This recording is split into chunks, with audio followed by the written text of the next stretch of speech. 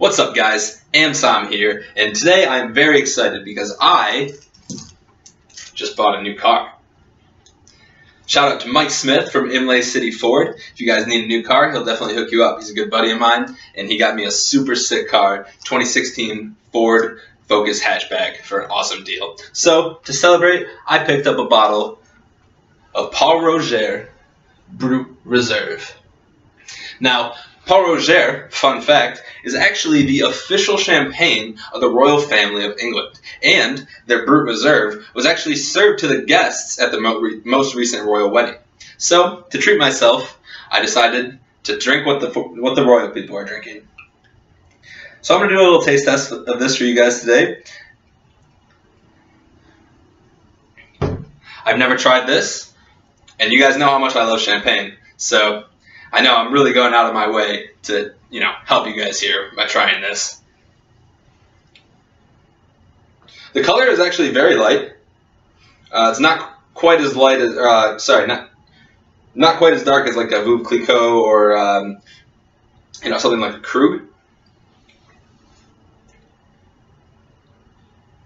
And there's actually very, very few bubbles. I mean, I beat it up a little bit already, but that's not necessarily a bad thing.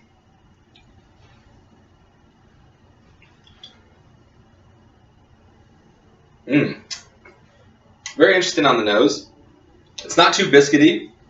It's got a little bit of a earthiness to it, kind of like a minerality, almost like almost not quite like a petrichor, like a wet sidewalk type thing, but a little bit of a kind of a rocky smell to it.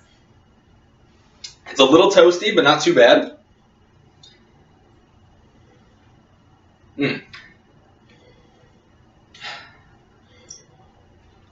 There's not too much fruit on the nose.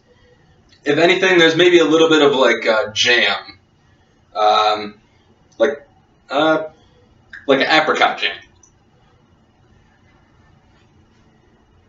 So let's give it a whirl.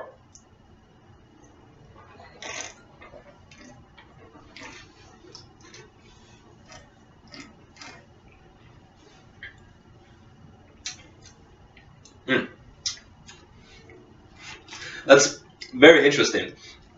It's not nearly as fresh as the Veuve Clicquot. It's got a little bit more of a kind of stewed, kind of like jammy, jammed fruit characteristic coming to it.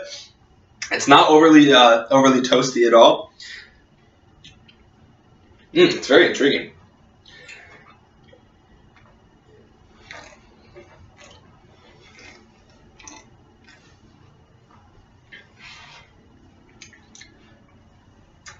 On the front palate, it kind of hits you with that little bit of like kind of stewed jamminess with a little bit of toasty, kind of bagely aspect to it. But it's decently balanced. One's not overpowering the other.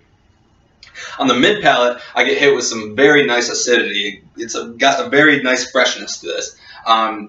Makes you want to go in for some more food or even another drink of this.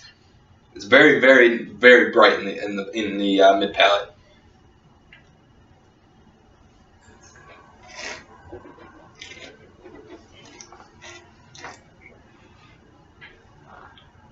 It's very lightly carbonated, which I like. I don't like necessarily getting hit with a bunch of CO2 when I'm drinking champagne, so I like the kind of almost absent bubbles in this. They're definitely there. You can tell it's carbonated, but they're very, very light.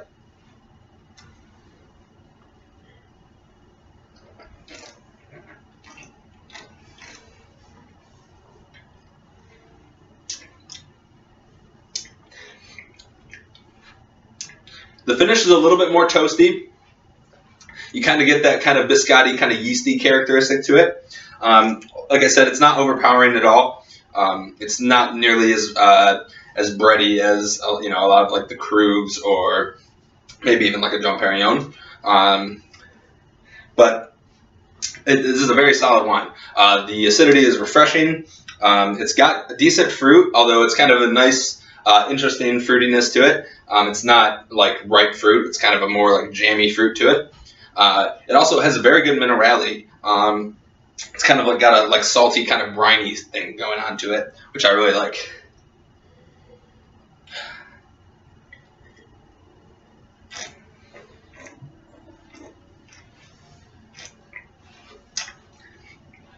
I'm going to go ahead and give this a 4.5 stars.